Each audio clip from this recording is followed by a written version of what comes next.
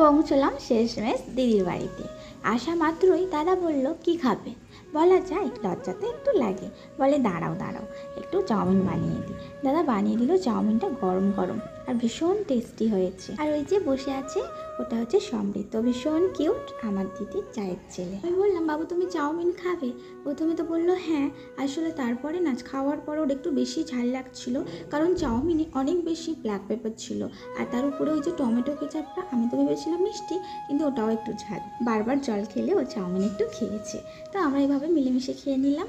আর আমার কিন্তু ভীষণ ভালো লেগেছে, চাউমিনটা ভীষণ টেস্টি ছিল। আমি প্রচণ্ড স্পাইসি খেতে ভালোবাসি, তাই আমার একটু বেশি ভালো লেগেছে। ও তো ছোটো, তাই ওর একটু ঝাল লেগেছে। ওর থেকে বললাম, তুই একটু খা। দিদি বললো না, আসলে দিদি একদম বাইরের খাবারটা পছন্দ করে না, এটা বাইরে থেকেই আনা হয়েছে, অনেকক্ষণ আনা হয়েছিল, তাই গরম করে দিয়েছে। খেতে ভীষণ ভালো লেগেছে। দিদি খেলো না, আমরাই খেয়ে নিলাম।